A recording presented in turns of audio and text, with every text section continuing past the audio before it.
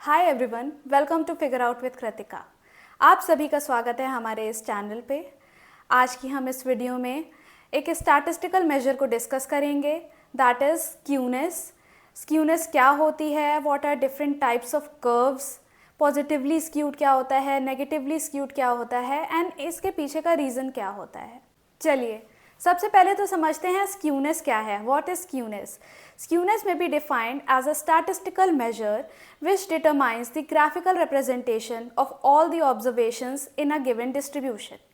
आसान भाषा में मैं बोलूँ तो एक सीरीज़ है हमारे पास और उसमें बहुत सारी ऑब्जर्वेशंस हैं। अगर हम उन्हीं ऑब्जर्वेशंस को ग्राफिकल रिप्रेजेंटेशन दिखा दें एंड ग्राफिकली देखें if our data is skewed और नॉट स्क्यूड और if it is normally distributed, तो उसको हम स्क्यूनेस कहते हैं। अगर मैं दूसरी तरह से बोलूँ तो skewness is a measure that studies the asymmetry और symmetry of the distribution.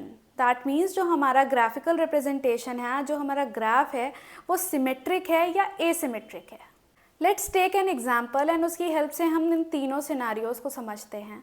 Suppose एक टेस्ट लिया किसी टीचर ने अपनी क्लास में एंड जितने भी मार्क्स आए सारे स्टूडेंट्स के, उसको उन्होंने ग्राफिकली रिप्रेजेंट किया। तो जैसा कि आप देख पा रहे होंगे बोर्ड पे मैंने 3 ग्राफ बनाए हुए हैं एंड तीनों में ही जो एक्स एक्सिस है उस पर मार्क्स को दिखाया हुआ है। दैट मीन्स जो भी उस टेस्ट में मार्क्स सिक्योर किए हैं स्टूडेंट्स ने, हमने वो एक्स एक्सिस पे दिखाए हैं। नाउ सपोज पहले केस में जो टेस्ट था उसका डिफ़िकल्टी लेवल ज़्यादा नहीं था। Max to max students were able to score around 19-20 marks. तो मैंने अपने ग्राफ में दिखाया है कि ज़्यादा से ज़्यादा बच्चे 20 के आसपास अपने मार्क्स ला रहे थे। तो अगर मैं इसको कर्व के थ्रू दिखाऊं तो आप देख पा रहे होंगे एक बेल शेप्ड कर्व बना है, बिकॉज मैक्सिमम स्टूडेंट्स के मार्क्स 20 आ रहे हैं, तो एक ऐसा सा कर्व बन के आया है। This is bell shaped curve. और अगर बेल शेप्ड कर्व की बात हो रही है that means data is normally distributed. That means कि ज़्यादा से ज़्यादा बच्चे उस एक पर्टिकुलर रेंज में आ रहे हैं। ज़्यादा से ज़्यादा बच्चों के मार्क्स 20 के आसपास आ रहे हैं। ऐसा नहीं है कि किसी के 0 मार्क्स आ रहे हैं तो कोई एकदम टॉप कर रहा है, किसी के 15 आ रहे हैं तो किसी के 35 आ रहे हैं, ऐसा नहीं है। Max to max students are able to score marks around 20। तो दिस इज़ वाई हम कह सकते हैं कि this is the case of normal distribution, because normal distribution का मतलब है कि सब एक रेंज में आए। तो हियर इस कर्व के जो नीचे का एरिया होता है उसको हम 1 बोलते हैं और ये जो लाइन है ये इस एरिया को 2 पार्ट में डिवाइड करती है, 0.5 0.5। और अगर मैं बोलूँ तो यहाँ स्क्यूनेस जो है वो 0 है, because data is normally distributed. These are some of the keywords जो बताते हैं कि इफ़ नॉर्मल डिस्ट्रीब्यूशन है, सिमेट्रिकल डेटा है, तो ये सारी चीज़ें तो होंगी ही होंगी। One important thing that you need to remember, अगर डेटा नॉर्मली डिस्ट्रीब्यूटेड होता है या हमारा जो स्क्यूनेस होती है वो सिमेट्रिकल होती है, तो वहाँ पे मीन, मीडियन एंड मोड तीनों इक्वल होते हैं। आप खुद सोचो, अगर ज़्यादा से ज़्यादा स्टूडेंट्स 20 स्कोर कर रहे हैं तो ऑब्वियसली अगर हम एवरेज निकालेंगे तो मीन इक्वल आएगा।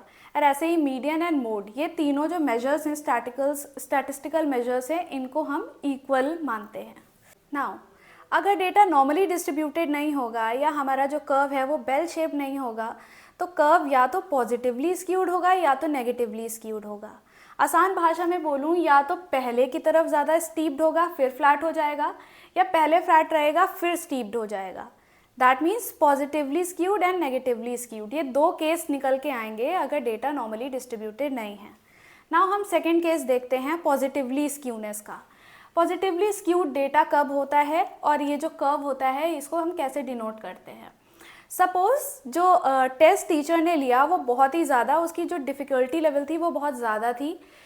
Students were not able to secure अच्छे marks in that test and उसकी वजह से मैक्स टू मैक्स बच्चों के मार्क्स जो थे वो बहुत कम रह गए। अगर इस कर्व में देखें तो ज़्यादा से ज़्यादा बच्चे 5 के आसपास मार्क्स ला पा रहे हैं, बिकॉज टेस्ट जो था वो बहुत ही डिफ़िकल्ट था। अगर इसको ग्राफिकली दिखाऊं तो ज़्यादा से ज़्यादा बच्चे 5 की रेंज में आ रहे हैं। कुछ बच्चे हैं जिन्होंने 20, 30, 40 सिक्योर कर लिया, but maximum students are scoring 5। यहाँ पे डेटा नॉर्मली डिस्ट्रीब्यूटेड नहीं है, बिकॉज मैक्सिमम बच्चे 5 के आसपास सिक्योर कर रहे हैं, कुछ 15 भी कर रहे हैं, कुछ 20 भी कर रहे हैं, कुछ 30 भी कर रहे हैं। एक रेंज में नहीं आ रहे हैं सबके मार्क्स, एक रेंज में नहीं आ रहे हैं, दैट मीन्स डेटा सिमेट्रिकल नहीं है, डेटा एक जैसा नहीं है। एक जैसा नहीं है तो एसिमेट्री है डेटा में। एसिमेट्री है तो हमारा कर्व जो है वो स्क्यूड हो जाता है, थोड़ा सा नॉर्मल नहीं रहता। This is the case of positively skewness. अब यहाँ पे हमें कुछ चीज़ें याद रखनी हैं। पहली, अगर पॉजिटिवली स्क्यूड है हमारा कर्व तो जो स्क्यूनेस की वैल्यू होगी वो हमेशा पॉजिटिव होगी। हमने नॉर्मल डिस्ट्रीब्यूशन में देखा था कि अगर measure of skewness is 0 that means data में बिल्कुल भी स्क्यूनेस नहीं है, डेटा एकदम नॉर्मल है।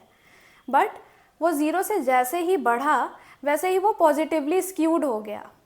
अब बढ़ा तो पॉजिटिव भी हो सकता है, नेगेटिव भी हो सकता है। If the major is positive that means our curve is positively skewed.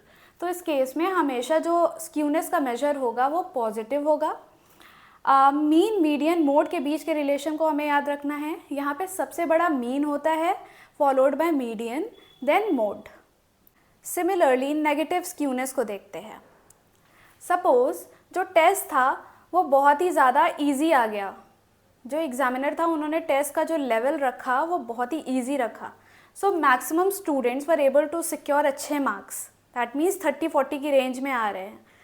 And 30-40 की रेंज में आ रहे हैं तो हमारा जो कर्व है वो बाद में जाके स्टीप्ड हो गया। पहले फ्लैट था फिर स्टीप्ड हो गया, because maximum students are able to secure 30 या 30 के आसपास।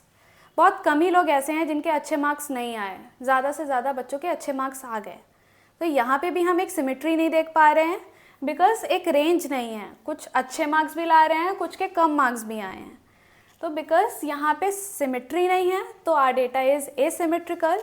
एंड सिंस हम देख सकते हैं कि हमारा जो कर्व है वो बाद में जाके स्टीप हुआ है, दैट मीन्स ये नेगेटिव स्क्यूनेस का एग्जाम्पल है। अब हमें कुछ चीज़ें याद करनी हैं, याद रखनी हैं अगर हमारा जो कर्व है वो नेगेटिवली स्क्यूड है।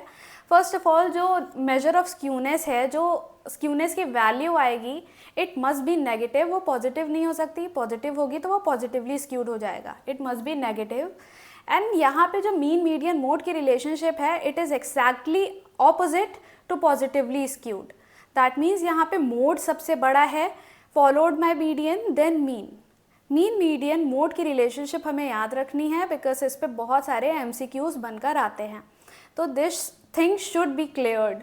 नाउ एक इम्पॉर्टेंट चीज़ निकल कर आ रही है कि हम स्क्यूनेस की वैल्यू कैलकुलेट कैसे करते हैं। तो उसके भी हमारे पास कुछ फॉर्मूलाज हैं, कुछ वेरिएबल्स हैं जिसके बेसिस पर स्क्यूनेस मेजर को कैलकुलेट किया जाता है और उसके बाद हम उसको ग्राफिकली रिप्रेजेंट करते हैं। So there are various measures like relative measure, जहाँ पे हम मीन और मोड का डिफरेंस निकालते हैं, या फिर कार्ल पियर्सन का मेजर ऑफ स्क्यूनेस है जहाँ पर हम मीन माइनस मोड अपॉन में स्टैंडर्ड डेविएशन कर देते हैं। तो ऐसे बहुत सारे फॉर्मूलाज हैं जिसकी हेल्प से हम स्क्यूनेस को मेजर करते हैं और उसके बाद हम उसको ग्राफिकली रिप्रेजेंट करते हैं। It's all about skewness. अगर आप इसको और डिटेल में जानना चाहते हैं तो do let me know in the comment section. And also आए हैं तो लाइक शेयर एंड सब्सक्राइब ज़रूर करके जाइएगा, सो दैट ऐसी वीडियोज़ बनाने की और मोटिवेशन मिल सके। थैंक यू यहाँ आने के लिए।